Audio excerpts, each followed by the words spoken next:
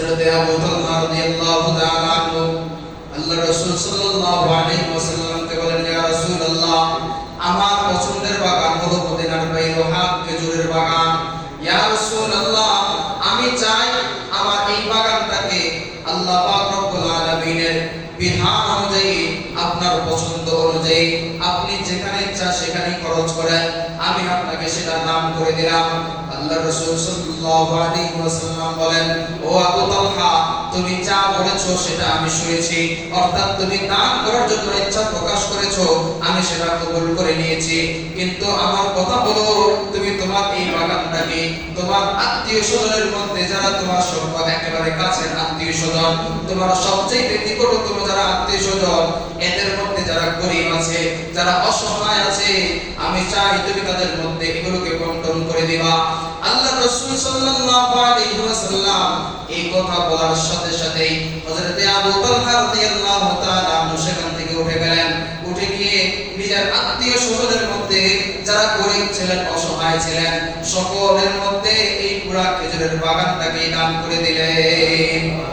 মাসালুল লাযীনা ইউনফিকুনা আমওয়ালাহুম fee সাবীলিল্লাহ কামাসালি হাববাতিন আনবাতাত সাবআ সানাবিলা fee কুল্লি সুমবুলাতিন মিআতু হাব্বা ওয়াল্লাহু ইউদাঈফু লিমান ইয়াশা ওয়াল্লাহু ওয়াসিউন আলীম।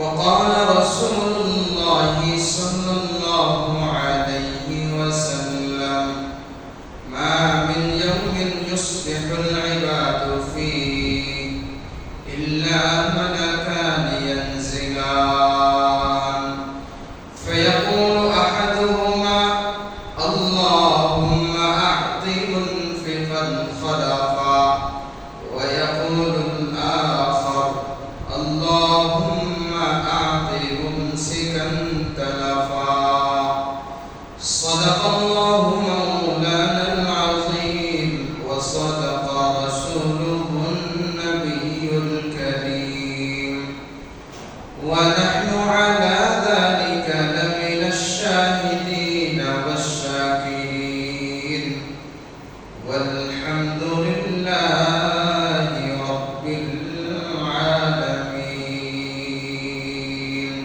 দুনিয়াতে পার্থিব জীবনে মানুষ যদি চলতে হয়, নিজের জীবনের গতিকে যদি সামনের দিকে এগিয়ে নিতে চায়, তাহলে তার জন্য সম্পদের বিকল্প নেই। এর বিপরীতে যদি বলতে হয় যে টাকার কোনো বিকল্প নেই। অর্থাৎ পার্থিব জীবনে মানুষ চলার সঙ্গী হিসেবে তার সামনে নিজের জীবনকে এগিয়ে নিয়ে যেতে হলে আল্লাহ তাআলার রহমত অনুগ্রহের পাশাপাশি তাকে বিভিন্ন ক্ষেত্রে টাকার প্রয়োজন পড়ে।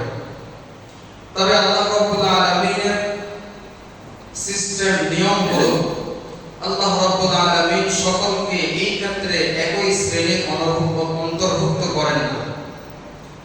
আল্লাহ রাব্বুল আলামিন কাউকে অনেক সম্পদ দান করেছেন, অনেক টাকা দান করেছেন, যেই সম্পদ সে এবং তার ছেলে সন্তান, তার নাতি নাতনি এরা যদি খায় তারপরও থেকে যায়। কিন্তু আল্লাহর আবার কিছু বান্দা এমন আছে যারা দৈনন্দিন তাদের জীবনকে পরিচালনা করতে হিমশিম খেতে পারে।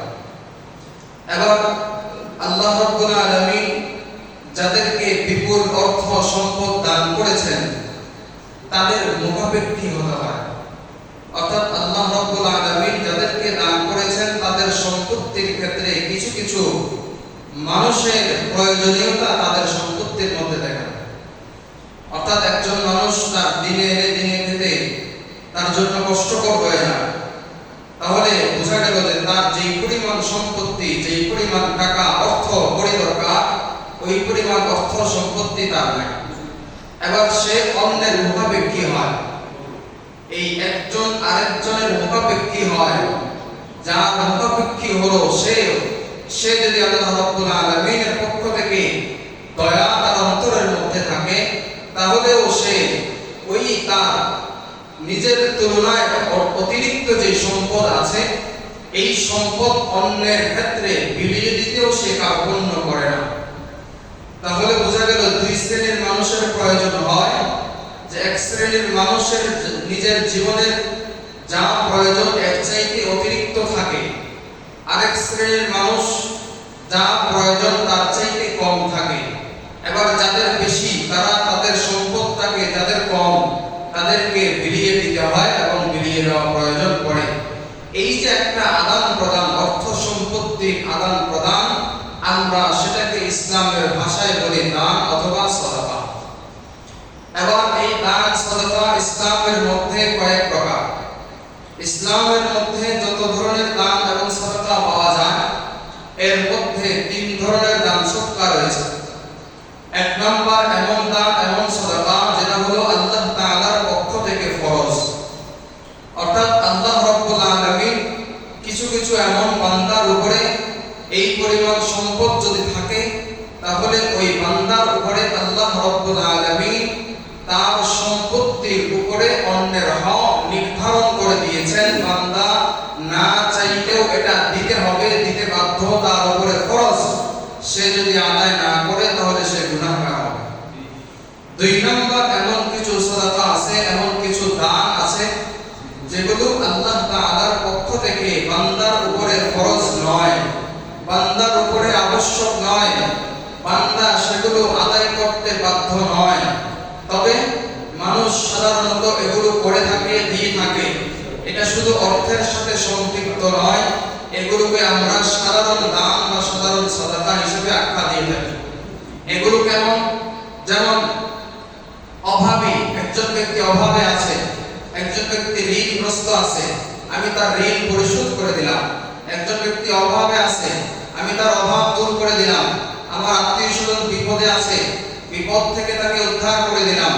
এমনকি আমি আরেকজন মুসলিমের সাথে, আমার আরেকজন মুমিন ভাইয়ের সাথে আমি হাসি মুখে কথা বললাম, এটাও একটা সাদাকা।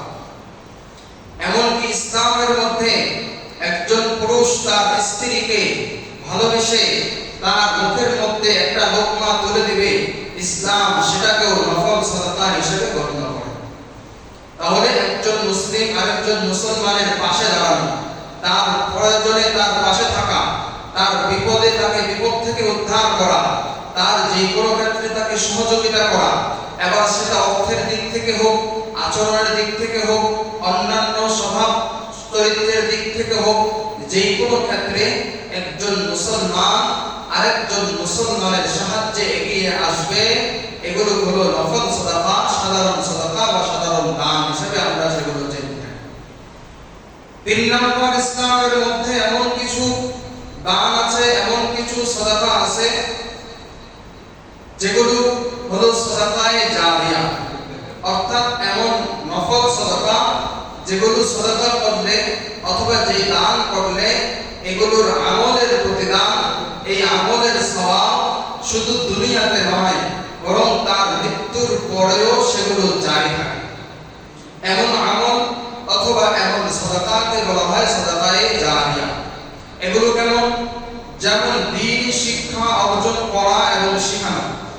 আমি দ্বীনি শিক্ষা অর্জন করলাম, এবার এই দ্বীনি শিক্ষা আমার মধ্যে ক্ষান্ত থাকবে না, আমার থেকে অন্য ব্যক্তি শিখবে, তার থেকে আরেকজন শিখবে, তার থেকে আরেকজন শিখবে, এরকম ভাবে চলতে চলতে চেন বাই চেন কিয়ামত পর্যন্ত এই ধারা অব্যাহত থাকবে। তাহলে আমি শুধু দ্বীন শিখার কারণে, আমি সামান্য একটু দ্বীন অন্যকে শেখানোর কারণে এইটা আমার সাদাকায়ে জারিয়ার সওয়াব কিয়ামত পর্যন্ত আমার জন্য জারি থাকবে। তাহলে আমার মৃত্যুর পরেও এই আমলগুলো চলতে থাকবে।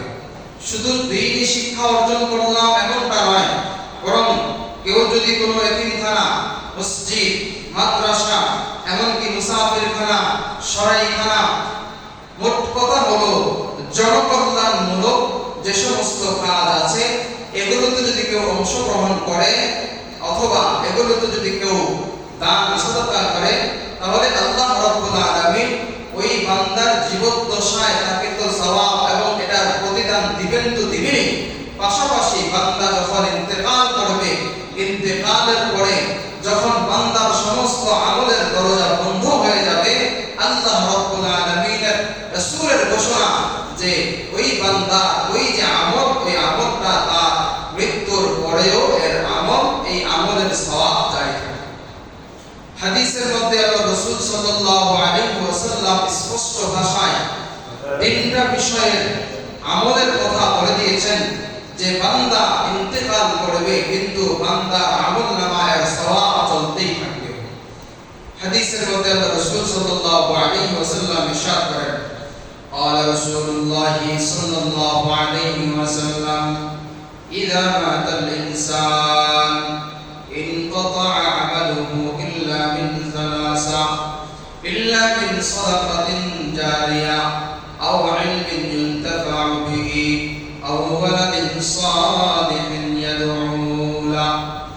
আল্লাহ রাসূল সাল্লাল্লাহু আলাইহি ওয়াসাল্লাম হাদিসে পাকের মধ্যে ইরশাদ করেন, নবী করিম সাল্লাল্লাহু আলাইহি ওয়াসাল্লাম বলেন, আমার উম্মত যখন কেউ ইন্তেকাল করে, ইদা মাতাল ইনসান, আমার উম্মতের মধ্যে কেউ যদি দুনিয়া থেকে চলে যায়, ইনকাতা আমালুহু ইল্লা মিন সালাস, বান্দা দুনিয়ায় থাকা অবস্থায় যত ধরনের আমল করেছে সমস্ত আমলের দরজা বন্ধ হয়ে যায়। যত রাকাত নামাজ পড়েছে, ইন্তেকাল করে চলে গেছে, নামাজের আমলের দরজা বন্ধ। যতটা রোজা রেখেছে, ইন্তেকাল করে চলে গেছে, এই রোজার আমল, রোজার সওয়াবের দরজা বন্ধ। যত কিছু করেছে, যত আমল করেছে, সব কিছু আমলের দরজা বন্ধ হয়ে যায়। ইল্লা মিন সালাসা, নবী মুহাম্মদুর রাসূলুল্লাহ সাল্লাল্লাহু আলাইহি ওয়াসাল্লাম ইরশাদ করেন, তিনটা আমল এমন আছে যে তিনটার দরজা বন্ধ হয় না, বরং এটা জারি থাকে, চলতেই থাকে, অব্যাহত থাকে। আল্লাহ রাসূল বলেন, এক নাম্বার হলো ইল্লা মিন সাদাকাতিন জারিয়া, এক নাম্বার হলো সাদাকায়ে জারিয়ার আমল। সাদাকায়ে জারিয়া যদি কেউ করে দিতে পারে, আল্লাহ পাক রব্বুল আলামিন তার ইন্তেকালের পরেও, দুনিয়া থেকে চলে যাওয়ার পরেও কবর জগতের মধ্যে এর সওয়াব প্রতিদান তাকে দিতে থাকে। এক নাম্বার সাদাকায়ে জারিয়া। এই সাদাকায়ে জারিয়া নির্দিষ্ট কোনো বিষয়ের উপরে ক্ষান্ত নয়, বরং এমন আমল যে আমল করলে এটার সওয়াব আমি সর্বদা সব সময় পেতে থাকবো। একজনের টিউবওয়েলের সমস্যা, কলের সমস্যা, পানির সমস্যা, ভালো পানির ব্যবস্থা নাই, আমি একটা টিউবওয়েলের ব্যবস্থা করে দিলাম, তাহলে এটা সাদাকায়ে জারিয়া। একজনের হাঁটতে পারে না, রাস্তা ভাঙা, এই রাস্তাটাকে আমি সুন্দরভাবে মেরামত করে দিলাম, এবার রাস্তা সুন্দর হওয়ার কারণে গাড়ি যাতায়াত, মানুষ চলাচল সুন্দরভাবে করতে পারে। যতদিন মানুষ সুন্দরভাবে চলতে থাকবে, ততদিন এর সওয়াব আমার আমলনামায় চলতে থাকবে। তাহলে এক নাম্বার হলো সাদাকায়ে জারিয়া। দুই নাম্বার আও ইলমিন ইউনতাফাউ বিহি, এমন ইলম, এমন দ্বীনি শিক্ষা, যে শিক্ষা আমি অর্জন করেছি, ওই শিক্ষা অর্জন করার কারণে এবং আমি এই শিক্ষা অর্জন করার পর ওই দিন আমি অন্যকে যখন শেখাবো, এই শেখানোর পরে এটার সওয়াব সে যতদিন আমল করবে এবং সে যদি কাউকে শিক্ষা দেয়, এরপরে যারা তাদেরকে শিক্ষা দেবে তারা যতদিন আমল করতে থাকবে, এর সওয়াব ওই যে প্রথম ব্যক্তি সে সর্বদা পেতেই থাকবে। তাহলে দুই নাম্বার হলো ইলমিন ইউনতাফাউ বিহি, এমন ইলম, এমন শিক্ষা যেটার দ্বারা উপকৃত হওয়া যায়। তাহলে এমন শিক্ষা যেটা উপকৃত শিক্ষা, উপকারী শিক্ষা, হাদিসের ভাষা অনুযায়ী সেই শিক্ষা হলো কোরআন এবং হাদিসের শিক্ষা। তিন নাম্বার আও ওয়ালাদিন সালিহিন ইয়াদউ লা, আমার সন্তান আছে, আমি আমার সন্তানগুলোকে মানুষ করে দিলাম, এবার আমার সন্তানকে আমি মানুষ বানিয়ে দিলাম। একজনকে বুয়েটের প্রফেসর, আরেকজন ঢাকা মেডিকেলের বড় ডাক্তার, আরেকজন পিজি ডাক্তার, আরেকজন বড় ইঞ্জিনিয়ার, এরাও তো মানুষ। কোরআনের এবং হাদিসের ভাষা অনুযায়ী বলে না, এই সমস্ত সন্তান তোমার জন্য সালেহ সন্তান নয়, তোমার জন্য কল্যাণকামী সন্তান নয়, বরং তোমার জন্য সন্তান কল্যাণকামী, তোমার নেককার সন্তান কারা? আও ওয়ালাদিন সালিহিন ইয়াদউ লা, তুমি মারা যাইবা, তুমি মারা যাওয়ার আগ থেকেই তুমি বাবা মা হিসেবে তোমার হক আদায় করবে তোমার সন্তান। এবার তুমি যদি দুনিয়া থেকে চলে যাও, আফসোসের কারণ নাই, কারণ তুমি তোমার সন্তানগুলোকে এমন মানুষ বানিয়ে দিয়েছো যে যে তোমার সন্তানগুলো তুমি ইন্তেকালের পরেও তোমার জন্য দোয়া করে, তোমার জন্য রবের কাছে প্রার্থনা করে, তোমার জন্য ইস্তিগফার করে, রবের কাছে তোমার জন্য মাফ চায়। আল্লাহ, আমার বাবা আমাকে অনেক কষ্ট করে লালন পালন করেছেন, আমার মা আমাকে অনেক দিন কষ্ট করে লালন পালন করেছেন, দুনিয়ায় তারা জীবিত থাকা অবস্থায় আমি তো তাদের কোনো হক আদায় করতে পারলাম না। আল্লাহ, আপনি যে দোয়া আমাদেরকে শিক্ষা দিয়েছেন ওই দোয়াই আমরা আপনার কাছে করতেছি, রব্বিরহামহুমা কামা রাব্বায়ানি সগীরা। যে আমার বাবা মা আমাকে ছোট থাকা অবস্থায় আমাকে যেভাবে লালন পালন করেছেন, আমি তো আমার মা বাবার সেই হক আদায় করতে পারলাম না। কাজে আল্লাহ, আপনি আমাদেরকে আমাদের উপরে আমাদের বাবা মা যেমন দয়া করেছেন, আমি তো এর প্রতিদান দেওয়ার মালিক নই। কাজে আপনি তো রব, ইরহামহুমা, আপনি তাদের উপরে দয়া করেন, আপনি আপনার শান অনুযায়ী তাদের উপরে দয়া করে তাদেরকে মাগফিরাত নসিব।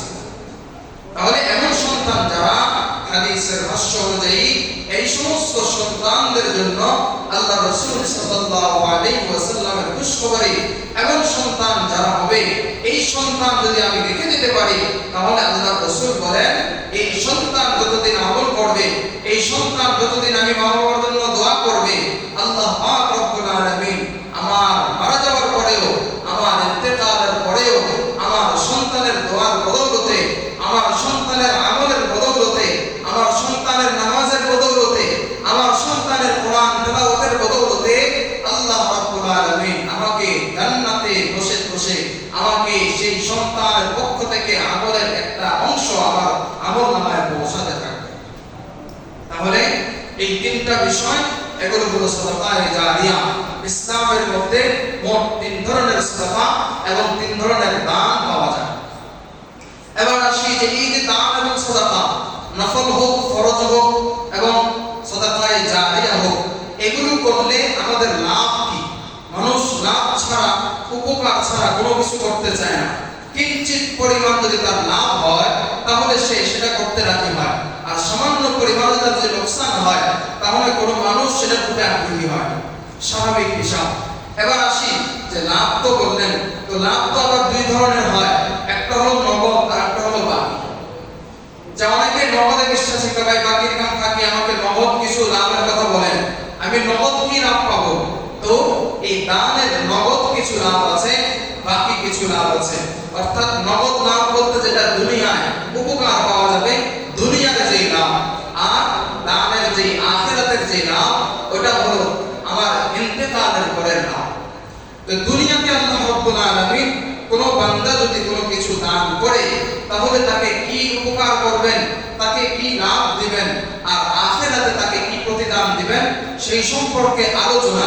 তবে এর আগে একটা কথা হলো, দানের বিষয়ে অথবা কাউকে আমি কোনো কিছু গিফট করলাম, এই ক্ষেত্রে বিষয় হলো যে আমি যাকে একটা জিনিস দিচ্ছি ওই বস্তুটা আমার কাছে পছন্দনীয় কিনা।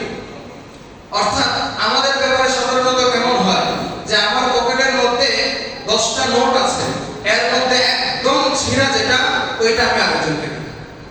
ভিক্ষুককে দেওয়ার সময় অর্ধেক ছিঁড়ে গেছে, আমি চালাইতে কষ্ট হয়, ভিক্ষুক কোনো রকমে চালায় নেবে অথবা সে পারবে, তো ওই চিন্তা করে আমার টাকার মধ্যে সবচেয়ে ছেঁড়া নোট যেটা, ওইটা আমি দিই। অথবা আমি আরেকজনকে কাপড় গিফট করলাম অথবা কাউকে কোনো কিছু দান করলাম, এই সময় আমার এমন হয় যে আমার করতে করতে 8-10 বছর পড়ার পরে কোনো এক জায়গা দিয়ে ছিঁড়ে গেছে, আমি বললে লোকজন খারাপ বলবে, যা কোনো কি গরিব মানুষ তাকে দিয়ে দেয়, আল্লাহ অনেক সওয়াব দেবে। তাহলে আমাদের দান এবং সাদাকার ব্যাপারে এমন হয় যে সাধারণত আমার কাছে যেটা চলে না অথবা আমার কাছে যেটা পছন্দ না সেটা আমি দান করি। অথচ কোরআন কি বলে, আল্লাহর রাসূল কি বলেন যে দানের ক্ষেত্রে আমাদের কোন বিষয়টা লক্ষণীয়। আল্লাহ পাক রব্বুল আলামিন কোরআনের মধ্যে বলেন, লান তানালুল বিররা হাত্তা তুনফিকু মিম্মা তুহিব্বুন। লান তানালুল বিররা, আল্লাহ পাক রব্বুল আলামিন বলেন, বান্দা তোমরা কখনো পুণ্য অর্জন করতে পারবে না, তোমরা কখনো কল্যাণ অর্জন করতে পারবে না যতক্ষণ পর্যন্ত হাত্তা তুনফিকু মিম্মা তুহিব্বুন, তোমার পছন্দের জিনিস তুমি আরেকজনকে গিফট না করবা। পছন্দের জিনিস আরেকজনকে দান না করবা, পছন্দের জিনিস আরেকজনকে উপহার স্বরূপ যদি না দাও, তাহলে তুমি পূর্ণ কল্যাণ অর্জন করতে পারবা। হাদিসের মধ্যে আল্লাহ রাসূল সাল্লাল্লাহু আলাইহি ওয়াসাল্লামের সাহাবী হযরতে আনাস রাদিয়াল্লাহু তাআলা আনহু থেকে লম্বা এক হাদিস আসছে, যে আল্লাহ রাসূল সাল্লাল্লাহু আলাইহি ওয়াসাল্লামের আরেক সাহাবী হযরতে আবু তালহা রাদিয়াল্লাহু তাআলা, এই আয়াতের অধীনে হাদিস আসছে, লম্বা হাদিস। হযরতে আবু তালহার একটা লম্বা ঘটনা এসেছে। হযরতে আনাস রাদিয়াল্লাহু তাআলা আনহু বলেন, আল্লাহ রাসূল সাল্লাল্লাহু আলাইহি ওয়াসাল্লামের প্রিয় সাহাবী হযরতে আবু তালহা রাদিয়াল্লাহু তাআলা আনহু যখন আল্লাহ রাসূল সাল্লাল্লাহু আলাইহি ওয়াসাল্লামের উপরে এই আয়াতটা নাযিল হলো, লান তানালুল বিররা হাত্তা তুনফিকু মিম্মা তুহিব্বুন।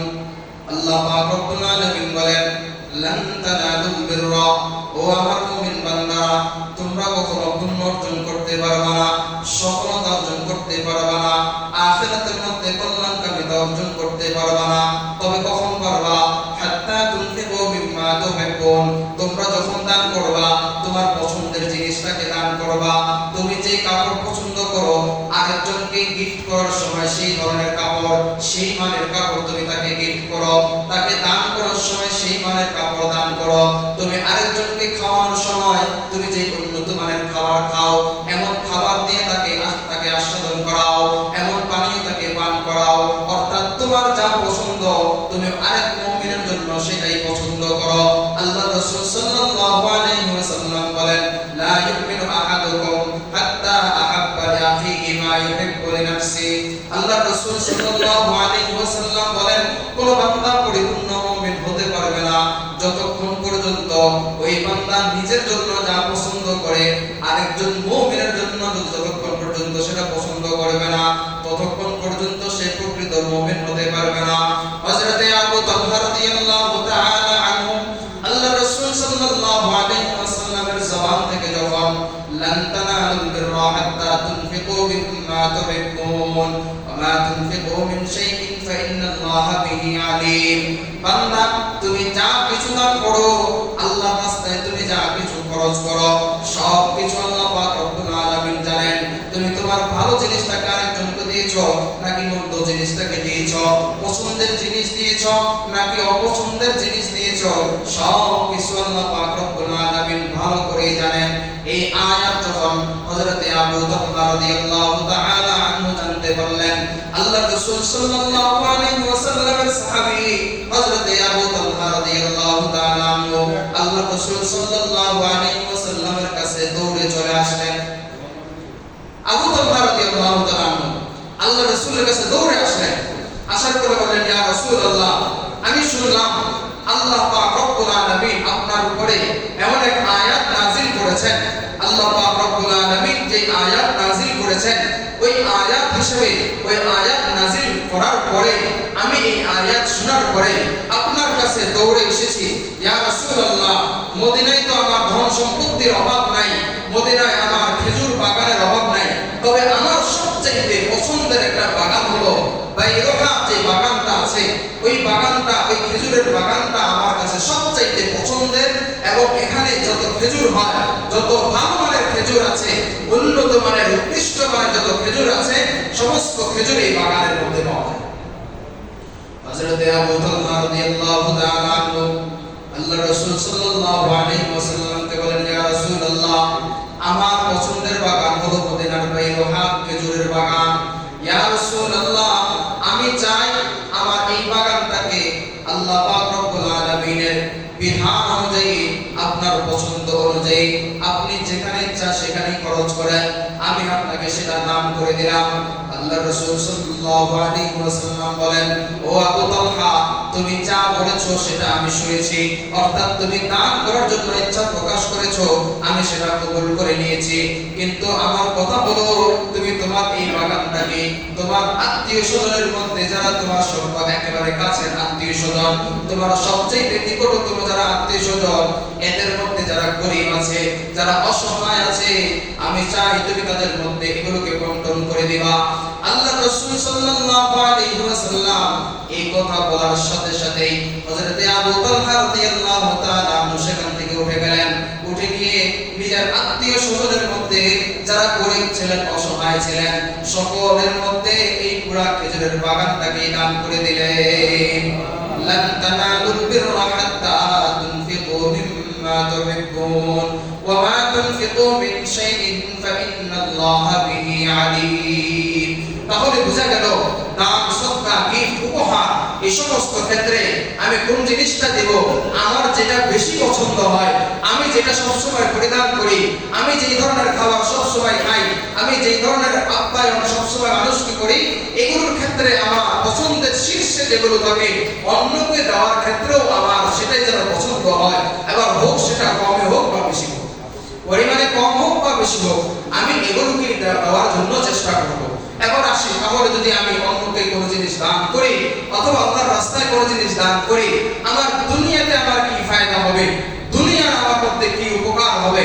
এক নাম্বার ফায়দা হবে হলো আল্লাহ পাক রব্বুল আলামিন আমার উপরে যত মুসিবত আছে, আমার যত বিপদ আপদ আছে, এই বিপদ আপদ দূর করে দিবেন। আর আল্লাহ পাক রব্বুল আলামিন আমার উপরে যদি কোনো কারণে রাগান্বিত হয়ে থাকেন, আল্লাহ রব্বুল আলামিনের আমার উপরে যদি কোনো গুসা থেকে থাকে, আল্লাহ রব্বুল আলামিনের সেই গুসা আমার ক্ষেত্রে প্রশমিত হয়ে যায়। তাহলে এক নাম্বার হলো আল্লাহ পাক রব্বুল আলামিন বান্দার মুসিবত দূর করে দেন, পাশাপাশি আল্লাহ পাক রব্বুল আলামিনের ক্রোধ প্রশমিত হয়। হাদিসের মধ্যে আল্লাহ রাসূল সাল্লাল্লাহু আলাইহি ওয়াসাল্লাম বলেন, قال رسول الله صلى الله عليه وسلم إن الصدقة لتطفئ غضب الرب تعالى وتدفع نهتة السوء। الله رسول صلى الله عليه وسلم বলেন, إن الصدقة لتطفئ غضب الرب। কোন বান্দা যদি সাদাকা করে, কোন বান্দা যদি দান করে, আল্লাহ পাক রব্বুল আলামিন ওই বান্দা থেকে, এই বান্দার যত ধরনের আল্লাহ তাআলার পক্ষ থেকে গুসা থেকে থাকে, আল্লাহ যদি কোনো কারণে তার উপরে রাগান্বিত হয়ে থাকেন, আল্লাহ তাআলার গুসা ওই বান্দার ক্ষেত্রে ঠান্ডা হয়ে যায়। ওয়া তাদফাউ মিনতাসু, আল্লাহ পাক রব্বুল আলামিন ওই বান্দাকে অপমৃত্যু থেকে হেফাজত করেন। বিপদের মধ্যে পড়ে গিয়ে হঠাৎ অ্যাক্সিডেন্ট, ঘরবাড়ি জ্বালিয়ে দেওয়া, এই ধরনের যত ধরনের হঠাৎ আতঙ্কিত অবস্থায় যে ধরনের মৃত্যু হয়ে থাকে, এমন মৃত্যু থেকে, এমন বিপদ আপদ থেকে আল্লাহ পাক রব্বুল আলামিন ওই বান্দাকে হেফাজত করেন। এই হাদিসের অধীনে একটা ঘটনা না বললে না হয়। হযরতে সুলাইমান আলাইহিস সালাম, নাম শুনছেন তো আপনারা? হযরতে সুলাইমান আলাইহিস সালামকে তো আল্লাহ পাক রব্বুল আলামিন পুরা দুনিয়ার বাদশাহী দিয়েছেন। জিন সহ সমস্ত মাখলুক ওনার কথা শুনতেন, উনি সবার ভাষা বুঝতেন। হযরতে সুলাইমান আলাইহিস সালামের কাছে ওনার রাজ দরবারে একবার একটা পাখি এসে অভিযোগ জানালো। হযরতে সুলাইমান আলাইহিস সালামের কাছে পাখি এসে অভিযোগ জানালো। কি অভিযোগ? যে হে পয়গম্বর সুলাইমান, যে আমি আমার বাসার মধ্যে আপনার রাজ দরবারের পাশে অমুক গাছের অমুক ডালে আমি যখনই কোনো ডিম পাড়ি, আমার ওই ডিমটা অমুকে নিয়ে যায়। ডিম পাড়ার পরে এই ডিমটা অমুকে নিয়ে যায়। প্রত্যেক দিন সে এমন করে। এবার আমি সহ্য না করতে পেরে আপনার কাছে আসলাম। এবার সুলাইমান আলাইহিস সালাম বললেন, ঠিক আছে যাও, তোমার দায়িত্ব শেষ। এবার সুলাইমান আলাইহিস সালাম জিনকে পাঠালেন, যাও ওই লোকটা যখন সেখান থেকে পাখির বাসা থেকে ডিম আনতে যায়, তখন তুমি ধাক্কা দিয়ে তাকে সেখান থেকে ফেলে দিও। এবার ওই যে যখন পাখি ডিম পারলো, এরপরে ওই লোকটা সেখান থেকে ডিম আনতে যাবে, এমন সময় ওই যে জিন, দুইজন জিন দুই দিক থেকে তাকে ধাক্কা দিবে। ঠিক গাছে ওঠার আগ মুহূর্তে ওই বান্দার কাছে এক ভিক্ষুক এসে কিছু চাইলো। ওই বান্দা রাগান্বিত হয়ে তাকে, মানে এমন অবস্থা হয় যে আমরা যখন কোনো সময় গাড়ি থেকে নামি অথবা কোনো গুরুত্বপূর্ণ কাজে যেতেছি, ভিক্ষুকের এসে হাত পেতে বসে থাকে, ওই সময় সামান্য কিছুটা রাগ হয়, কিছুটা ক্ষুব্ধ হয়, কিন্তু তারপর অবশ্য রেখে দেয়। তো এই অবস্থা যখন সে ডিম পাড়তে যাবে, গাছে উঠবে, এমন সময় একজন ভিক্ষুক আসে, তার কাছে হাত পাতলো, আর হাত পাতার সাথে সাথে সেও তার পকেট থেকে কিছু তাকে দিয়ে দেওয়ার পর এবার যখন তাকে সে উপরে অর্থাৎ গাছে উঠতে যাবে, এমন সময় জিনেরা তাকে যখন ধাক্কা দিতে যাবে, এই ধাক্কা দেওয়ার আগেই দেখলো যে কারা যেন এসে তাকে উপরে ওঠার আগেই তাকে অন্যদিকে সরায় নিয়ে গেছে। এবার যখন পাখি ডিম পারলো, ওই পাখি ডিম পারার পরে সে আবার উঠা, একটু পরে উঠা সে সেখান থেকে ডিমটা আবার নিয়ে গেল। সুলাইমান আলাইহিস সালামের কাছে পাখি আবার অভিযোগ নিয়ে গেল যে পয়গম্বর, আপনার কাছে আমি মামলা দায়ের করলাম, আপনি তো কোনো বিচার করলেন না। সুলাইমান আলাইহিস সালাম জিনদেরকে ডাকালেন, তোমাদেরকে দায়িত্ব দিলাম, অবহেলা করলে কেন? তখন বলল যে আমরা তো দায়িত্ব পালন করতে গিয়ে যখন তাকে আমরা গাছ থেকে ফেলতে যাব, তার হাত ভেঙে ফেলবো, এমন অবস্থায় কে যেন তাকে সেখান থেকে টেনে অন্যদিকে নিয়ে গেছে। হযরত সুলাইমান আলাইহিস সালাম বুঝতে পারলেন, ইন্নাস সাদাকাতা লা তুতফিউ গাদাবার রাব্বি ওয়া তাদফাউ মাইতাতাস সু। বান্দা যদি আল্লাহ তাআলা তাকে যে খাজানা দিয়েছে, তাকে যে সম্পদ দান করেছে, এই সম্পদ থেকে যদি অন্যকে বিলায় দেয়, সে যদি আল্লাহর রাস্তায় খরচ করে, আল্লাহ পাক রব্বুল আলামিন তার ধন সম্পদের হেফাজত তো করেনি, বরং আল্লাহ রব্বুল আলামিন তার জানেরও হেফাজত করেন। দুনিয়া এক নাম্বার উপকার হলো আল্লাহ পাক রব্বুল আলামিন তাকে অপমৃত্যু থেকে হেফাজত করেন। দুই নাম্বার হলো বান্দার সম্পদের মধ্যে বরকত হয়। যে বান্দা যদি দান করে তাহলে তার সম্পদের মধ্যে বরকত আল্লাহ পাক রব্বুল আলামিন দান করেন। এই কথাটা অনেকের সময় বুঝতে নাও বুঝে আসতে পারে যে আমি 10 টাকা দান করলাম, তা আমার সম্পত্তি যদি 1000 টাকা থাকে, ওখান থেকে যদি 10 টাকা আমি দান করার সাথে সাথে কমেই গেল, তাহলে বাড়লো কোত্থেকে? বরকত হলো কোত্থেকে? আসলে বরকত জিনিসটা কি? বরকত জিনিসটা হলো আপনি 1000 টাকা খরচ করে আপনি যে পণ্যটা কিনতেন, হইতে পারে যে ওই 10 টাকা দান করার কারণে ওই 1000 টাকা খরচ না করে 500 টাকায় আপনার ওই প্রয়োজন পূরণ হয়ে যেতে পারে। অথবা আপনি রওনা করলেন হাসপাতালের দিকে, এমন অসুস্থতা আপনি মনে মনে চিন্তা করেছেন যে আমার এই অসুস্থতার জন্য ডাক্তাররা যে পরীক্ষা নিরীক্ষা এবং চিকিৎসা দিবে এর খরচ বাবদ কমপক্ষে 10,000 টাকা যাবে। আপনি যখন হাসপাতালে রওনা দিলেন, আপনি যাওয়ার সময় ভিক্ষুক সামনে করলো, আপনি আপনার পকেট থেকে 10 টাকা 20 টাকা দান করলেন, দেখলেন যে ডাক্তারের কাছে গেলেন, ডাক্তার বলল এটা কোনো রোগই না, আপনার কিছুই হয় নাই, ওষুধ দিয়ে দিয়েছে 100-150 টাকার মধ্যে আপনি খালাস। এটাকে বলা হয় বরকত। সম্পদের মধ্যে বরকত এভাবে হয়। আল্লাহ পাক রব্বুল আলামিন আপনার মাধ্যমে এমন কিছু কাজ করাবেন, আপনার হয়তোবা এই কাজটা করতে গিয়ে আপনার অনেক সম্পদ খরচ হয়ে যেত, কিন্তু আল্লাহ রব্বুল আলামিন ওই যে আপনি সামান্য কিছু পরিমাণ অন্য জায়গায় দান করেছেন, আল্লাহর রাস্তায় খরচ করেছেন, আল্লাহ পাক রব্বুল আলামিন আপনাকে সেই পরিমাণ সামান্য পরিমাণ দান করার কারণে আল্লাহ অন্য দিক থেকে আপনাকে বরকত দিয়ে দিয়েছেন। তাহলে 2 নাম্বার হলো সম্পদের মধ্যে বরকত হয়। 3 নাম্বার হলো যদি কেউ দান করে সবসময় দানের বৈশিষ্ট্য যার মধ্যে থাকবে, ওই বান্দার অন্তর নরম হয়। আপনারা জানেন সিলেটের মধ্যে ফাহিমান চৌধুরী এক ব্যক্তি আছে, কয়েক হাজার কোটি টাকার মালিক। এই বান্দা দান করলে সে নিজে তার এক্সপেরিয়েন্স, অভিজ্ঞতা, আমাদের সোশ্যাল মিডিয়াতেও তার পুরা লম্বা দীর্ঘ অভিজ্ঞতা সে শেয়ার করেছে যে তার দান করার মধ্যে সে বলতেছে আমি যে প্রফুল্লতা পাই, আমি যে আনন্দ পাই, আপনিও দান করে দেখেন, আপনি এই আনন্দ আপনিও পাবেন। তাহলে মনে করে যে আমি যদি দিয়ে ফেলি তাহলে আমার কমে যাবে, এই কারণে দান না করার কারণে আমার অন্তর শক্ত হয়ে যায়। আমি যদি দান করি তাহলে আল্লাহ পাক রব্বুল আলামিন আমার অন্তরটাকে নরম করে দিবেন। এগুলো প্রত্যেকটার অধীনে কিন্তু আয়াত এবং হাদিস আছে, সময় নাই এজন্য সংক্ষেপ করতেছি। 4 নম্বর হলো যে আল্লাহ পাক রব্বুল আলামিনের কোনো বান্দা যদি দান সদকা করে তাহলে আল্লাহ রব্বুল আলামিন এই দান সদকাটা তার রোগ ব্যাধির জন্য যথেষ্ট মনে করে। অর্থাৎ রোগ ব্যাধির জন্য আমাদের ওষুধের প্রয়োজন পড়ে, কিন্তু আল্লাহ রাসূল সাল্লাল্লাহু আলাইহি ওয়াসাল্লামের হাদিসের ভাষ্য মতে বান্দা তুমি যদি অসুস্থ হও তাহলে তুমি দান করো, সদকা করো, তাহলে আল্লাহ রাব্বুল আলামিন তোমার এই রোগ বালাই থেকে তোমাকে হেফাজত করবেন। হাদিসের মধ্যে আল্লাহ রাসূল সাল্লাল্লাহু আলাইহি ওয়াসাল্লাম বলেন দাউ মারদাকুম বিসসাদাকা, তোমরা তোমাদের রোগীদেরকে, তোমাদের অসুস্থ রোগীদেরকে তোমরা সুস্থতা অর্জনের জন্য তোমরা তোমাদের এই পাথেয় যেগুলো তোমরা পথ্য ওষুধ হিসেবে যেগুলোকে দাও, এই ওষুধ না দিয়ে তোমরা বেশি বেশি সাদাকা করো। অর্থাৎ বিপদে পড়েছো, অসুস্থ হয়ে গেছো, বেশি বেশি সাদাকা করো, তাহলে আল্লাহ রাব্বুল আলামিন তোমাকে সুস্থ বানিয়ে দিবেন।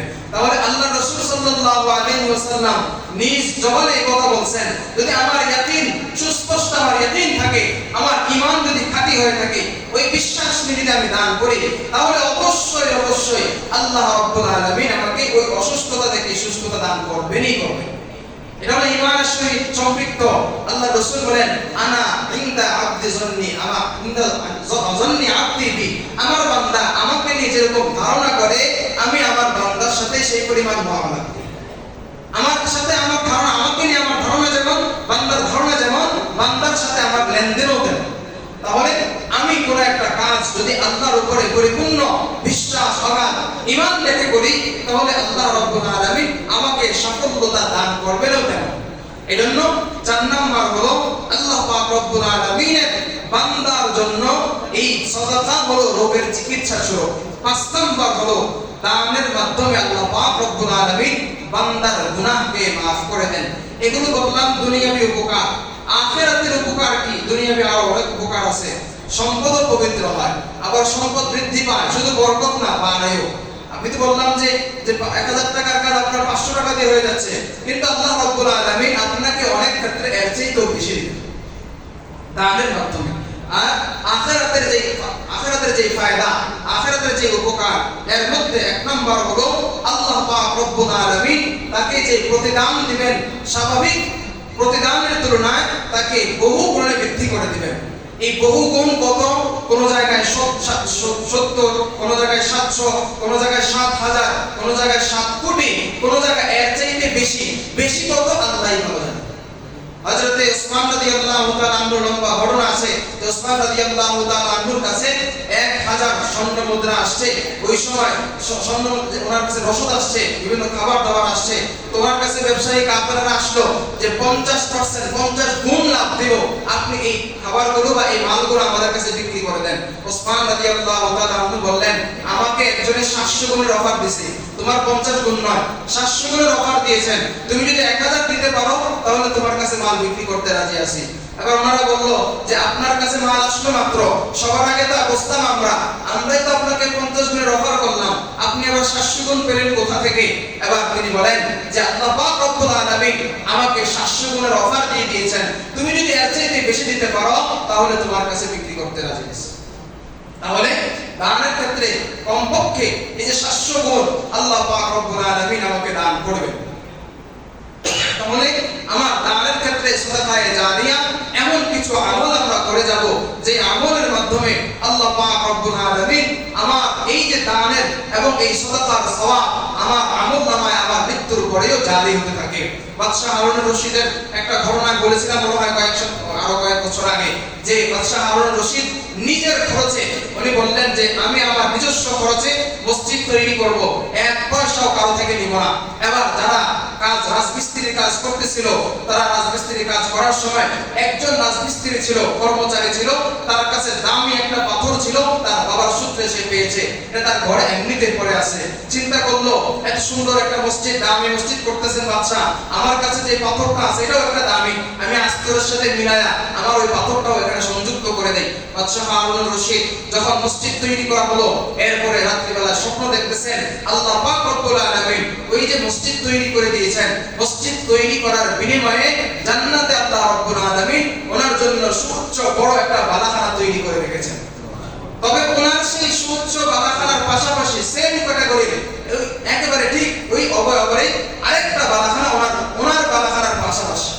এবার উনি বললেন যে এই বালাখানাটা কোথা থেকে আসলো? বলল যে আপনার ওই অমুক কর্মচারী। এবার দিনের বেলায় উনি ওনার কর্মচারীকে ডাকালেন যে আমার তো নিয়ত ছিল যে আমি আমার এই মসজিদ নির্মাণের ক্ষেত্রে আমি কারো থেকে কোনো পরিমাণ আর্থিক কোনো একটু সহযোগিতা নেব না। তাহলে এই যে আমার জন্য আল্লাহ পাক রব্বুল আলামিন এমন নিয়ামত দান করেছেন, জান্নাতে মসজিদ নির্মাণের বিনিময়ে আল্লাহ আমাকে বালাখানা তৈরি করে দিয়েছেন, তোমাকেও আল্লাহ রব্বুল আলামিন আমার মতো বালাখানা দিয়েছেন, অন্য যারা কর্মচারী ছিল তাদেরকে তো দেন নাই, তাহলে তুমি কিভাবে এই মর্যাদা অর্জন করলা? আবার সে বলল, এই যে আমার কাছে একটা দামি পাথর ছিল, শুধুমাত্র এই দামি পাথরটা আমি আপনার মসজিদের কাজে অংশগ্রহণ করে দিয়েছি, এর বদৌলতে হয়তোবা আল্লাহ রাব্বুল আলামিন আমাকে এমনটা ফজিলত, এমন